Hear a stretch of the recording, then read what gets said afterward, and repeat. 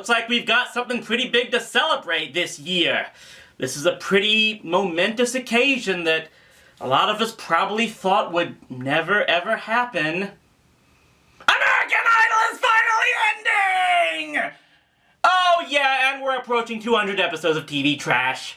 Yeah, I'm not trying to pretend to be humble here or anything, but yeah, who would have thought that when I started this review show 6 years ago with Stripperella, that I would have had the guts and determination to keep this thing going for 200 episodes. But despite all the trials and tribulations, TV trash has continued to endure, and we find ourselves at this position. We've definitely had a lot of reviews in these past 6 years, and as we approach this milestone, I think I'll want to take the time to look back at some of them and determine which one of them were my favorite to produce and review. Woohoo! Clip show! We don't have to do work! Don't sugarcoat it, guys. Tell us how you really feel. So let's just get on with it right here and now. These are my picks for my 10 favorite reviews of TV trash.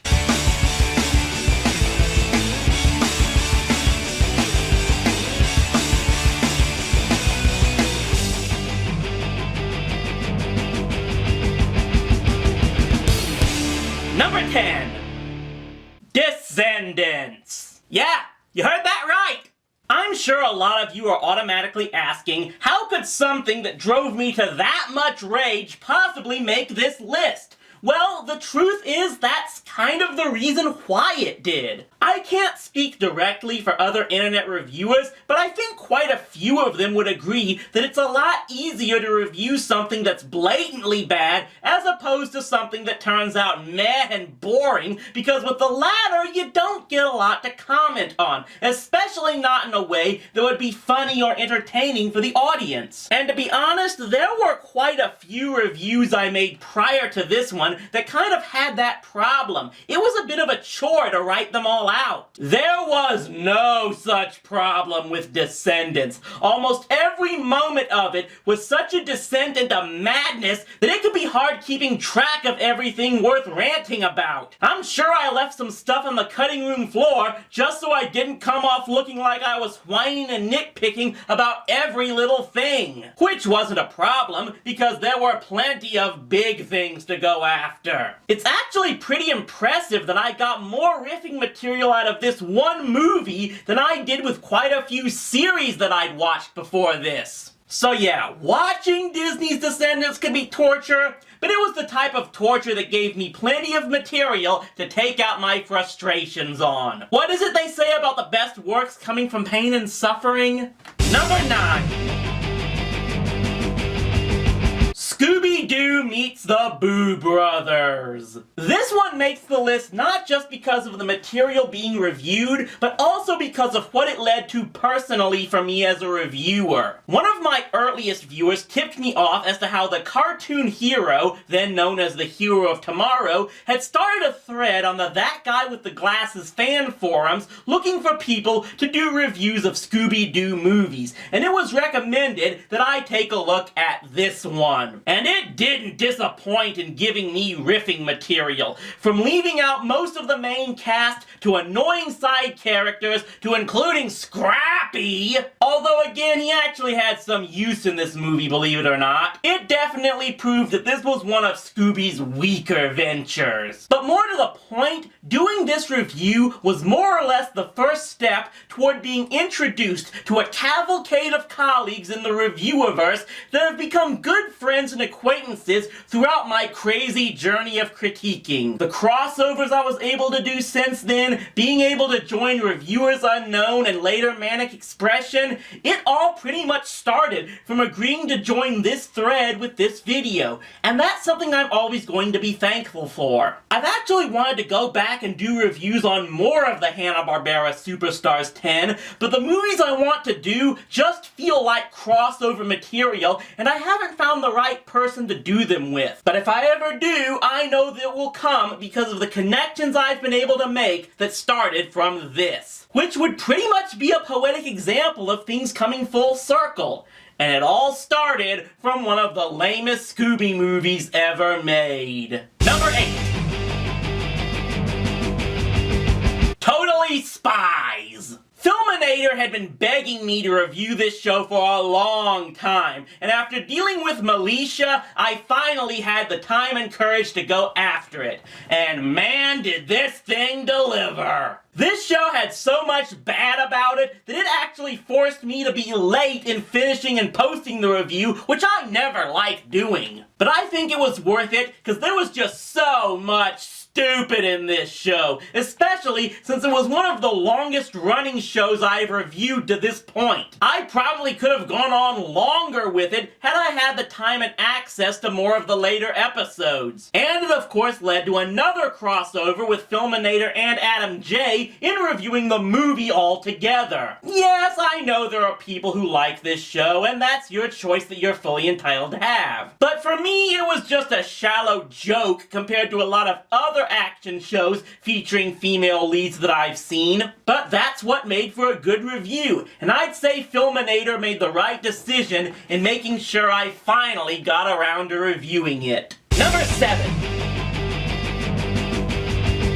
The JFK Lee Harvey Oswald special. I actually went through most of 2013 not knowing it was going to be the 50th anniversary of the JFK assassination, and I was really disappointed in myself for that it took me that long to realize it. But once I did, I knew I had to do something special for the moment, as I've always had somewhat of a fascination with the assassination since I was a kid. Not a little of it due to this Quantum Leap episode. It was my chance to let out my frustrations I'd had with the JFK movie and all the inaccuracies that too many people took as fact, and then counter it with one of my favorite episodes from one of my favorite shows ever. If I did even my own little part to debunk some of the half-truths and falsehoods regarding the JFK assassination that have formed over the years, especially due to Oliver Stone, then I'm glad to have done what I could. Is it going to change everyone's mind about the assassination?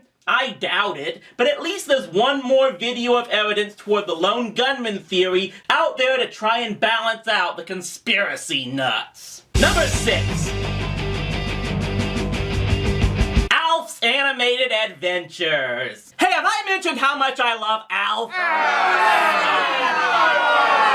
Well, it's true, and this was another case of waiting until the best possible moment to finally show you all what was the most anticipated cartoon show for me in my youth. This show was must-see TV for the moment I heard it was going to be created, and it was worth the wait for me. And after all the really bad stuff I had reviewed as the spring 2015 season came to a close, I knew I needed something really positive to end on, and this was the perfect show to do it for me. My only regret was that I couldn't find the Lost episodes before doing this review, as it would have allowed me to go even further into just how crazy the planet Melmac was depicted, and thus how crazy fun the show was. The only consolation was that a YouTuber named Oz Flashman finally did post the remaining episodes. Was that a result of my review? Will they stay up there? Who knows, but I did manage to screen record all of them for my own personal collection, so one life mission is complete. Now if I can just get my hands on the uncut episodes of the live action series!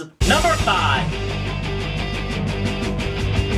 The Groovinians. I never would have discovered this had it not been for Huey Toonmore, who was a rare case of reviewing something and then immediately going to another reviewer like myself and saying flat out, "You have to review this as well." And oh boy, was he right! This was another case of insanity and perfect riffing material just getting thrown at me with every new scene thrown in. It was one of the ultimate cases of having to ask how something like this could have possibly made it through multiple levels of production and still gotten approved. Believe me, there's stuff out there that is so bad that I fully understand that it needs to get taken apart by multiple reviewers. And this pilot episode is right at the top of the list of those things. So I fully enjoyed watching Huey, Cartoon Hero, and Mr. Enter each individually take the Groovinians apart. It's just one of those shows that absolutely makes you question your sanity, and the only way one of us can regain that sanity is by taking it out on a review video like this. Number 4. Saturday Supercade. And this one is going to require me to do the whole going out of character thing to fully explain it. I had known for a long time that Saturday Supercade had to be reviewed on this show.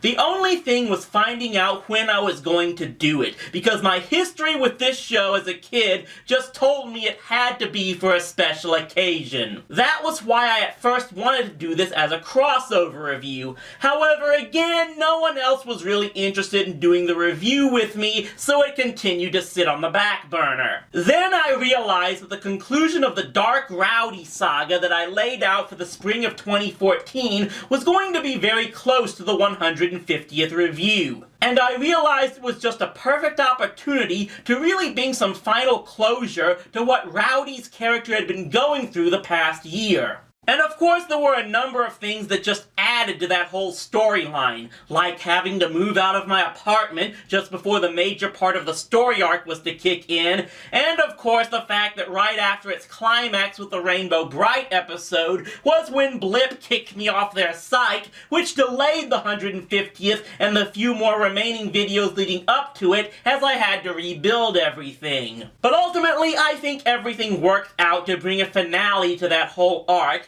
And to be honest, everything that had happened prior only worked to an advantage as to how Rowdy would use the memories of just how crazy, stupid, awesome a show like Saturday Supercade was to give him the strength to keep moving forward. Number 3. The Garfield Show with the comic strip critic. I'd done crossover reviews before, but this one was particularly special. Most of us who have been unable to make a full living off of our videos aren't able to do a ton of in-person crossovers with our colleagues. But circumstances gave me the ability to travel to Cleveland at that time to meet John Weber in person and do the review side by side. It was an absolute pleasure working with John, and I think it was important to do a video like this on a subject we definitely have conflicting opinions about. I still love Garfield and always will, but I respect John's ability to have his own opinion, and he has helped open me to some pretty apparent flaws in the strip. Though I do wish I could have liked this incarnation of Garfield more, so we could have had more banter on the subject. Still, this was a trip and a review I really looked forward to, and was glad I could use to expand my horizons. Hopefully John and I can find something else to do together in the future, because you know what? Cleveland's not that bad a place to visit. I just went off the deep end with that one, didn't I? Number 2.